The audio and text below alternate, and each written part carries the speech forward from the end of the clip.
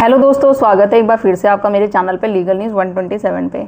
दोस्तों, अक्सर पति परेशान होते हैं मेंटेनेंस और तलाक को लेके कि पत्नी तो उन पर झूठा केस कर देती है कि अब भाई मेंटेनेंस देना पड़ेगा। दूसरी तरफ भाई मेंटेनेंस दें क्यों, जब पत्नी ने झूठा केस कर रखा है वो एक दुश्मन की तरह हो जाती है पत्नी। नहीं तो अगर उसने अच्छा ही काम किया होता तो कौन नहीं चाहता कि भाई पत्नी को, अपनी फैमिली को पैसा दे, उसको मेंटेन करे अच्छे से। बट गलती करी है, झूठे केसों में फंसाया, झूठे आरोपों में फंसाया है पति को, उसके घर वालों को, तो क्यों दिया जाए। दूसरी तरफ ये कन्फ्यूजन होती है कि अगर तलाक दे देंगे तो तलाक देने के बाद क्या होगा कि एक एलिमनी और एक मेंटेनेंस है जो कि वो देना पड़ेगा। बट ऐसा नहीं है, दोनों एक दूसरे की हेल्प करते हैं, इससे फ़ायदा ही होता है। अगर आप अच्छे तरीके से सोचेंगे, अच्छे तरीके से फाइट करेंगे केस को, तो फ़ायदा ही होगा। अब क्या हो जाए, तलाक भी दो और मेंटेनेंस देने की भी ज़रूरत नहीं पड़ेगी आपको। अब ऐसा होगा क्या, और पत्नी भी परेशान हो जाएगी आपसे तो, और वो झूठे जो केसेस है वो भी वापस लेगी। डिटेल में डिस्क्राइब करूँगी, आपको बताऊँगी। चैनल पे नए जुड़े हैं आप तो चैनल को लाइक करना, शेयर करना, सब्सक्राइब करना बिल्कुल मत भूलिए, साथ ही बेल आइकन दबा दीजिए। देखो दोस्तों, जो ये मैं वीडियो बनाती हूँ या मेरे जैसे और भी बहुत लोग वीडियो बनाते हैं, तो आप लोग परेशान होकर कि अपनी प्रॉब्लम को सॉल्व किया जाए, इस वजह से देखते हैं वीडियो कि कोई ना कोई हेल्प की जाए। आप में से बहुत सारे लोग होंगे कि बोलना तो आसान है बट करना बहुत बड़ा टास्क होता है, क्योंकि कोर्ट में हम जाते हैं तो कोर्ट हमारी नहीं सुनता है, पुरुषों की सुनता ही नहीं है, पतियों की सुनता ही नहीं है, महिलाओं की ही सुनता है हमेशा। उसके फेवर में कानून बने हुए हैं, महिलाएं लेडीज़ कोर्ट पहुंच जाती हैं तो जो वो कहती है वो सही है। मेंटेनेंस अलाउ हो ही जाता है और पति को देना ही पड़ता है। एक मेंटेनेंस नहीं, एक सज़ा बन जाती है। और अगर हम पति तलाक दें तो भाई तलाक के बाद एलिमनी देना ही पड़ेगा। तो ऐसा नहीं है।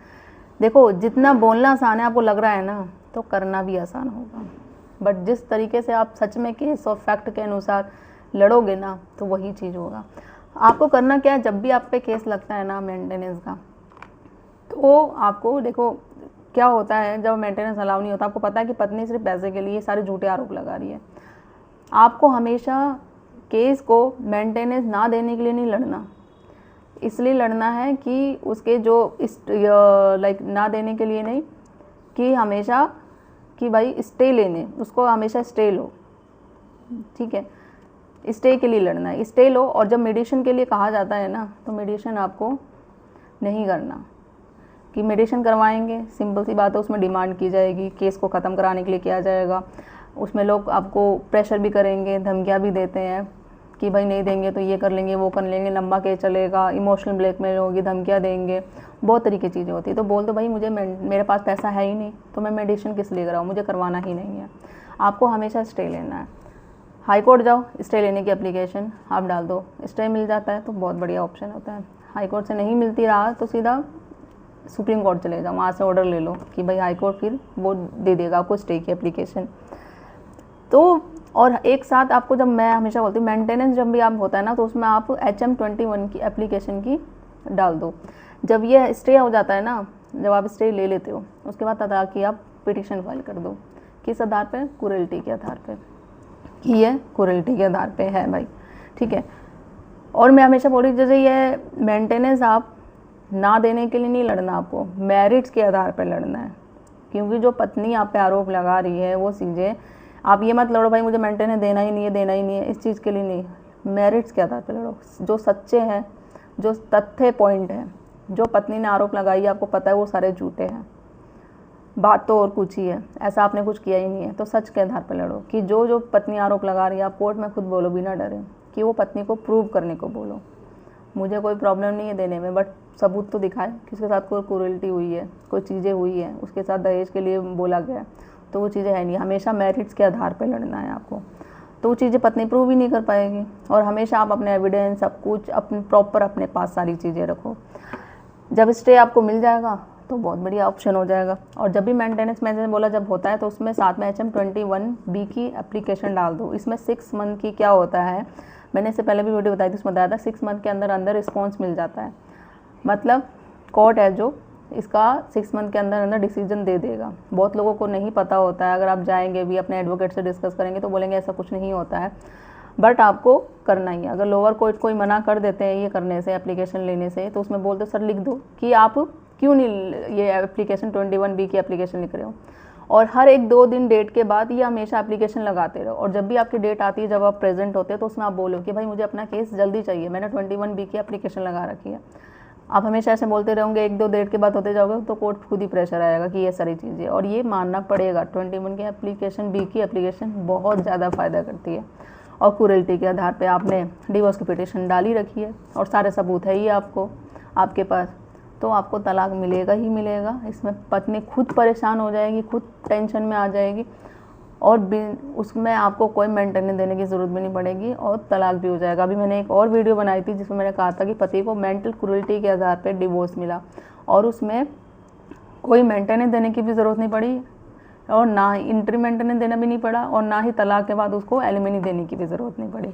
वो हस्बैंड एंड तक लड़ता रहा, फाइट करता रहा, वो डिसेबल था।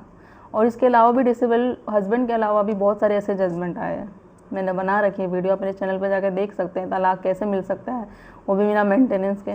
तो आपको बहुत सारी वीडियो मिल जाएगी, ऐसा नहीं है, तो वो हेल्प हो सकती है। आप भी अपना जजमेंट बनाइए ना, कि लोग जाने कि आपके नाम से भी जजमेंट आ रखा है, क्या ऐसा हस्बैंड इसके साथ भी मेंटल क्रूरल्टी हुई, बिना मेंटेनेंस दिए कर सकते हैं।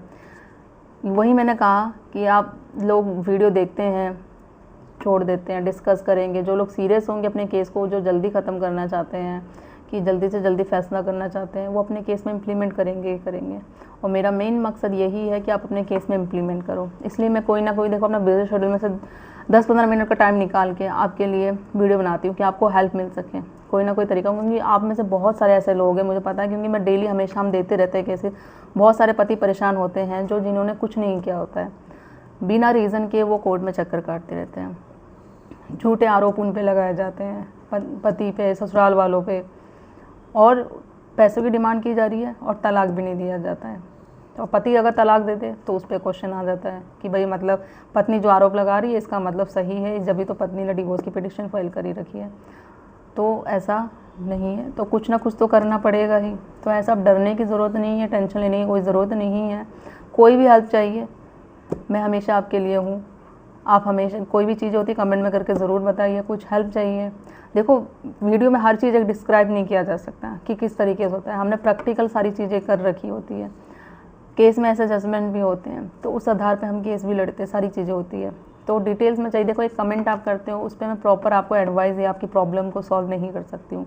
कॉल करिए, प्रॉपर अपॉइंटमेंट बुक करके बात करिए, प्रॉपर एडवाइस दी जाएगी आपको किस तरीके से कैसे आपका केस सॉल्व हो सकता है। मिलना है तो मेरा लोकेशन दिल्ली है, मैं दिल्ली से बात कर रही हूँ, तो आप फेस टू फेस भी मिल सकते हैं।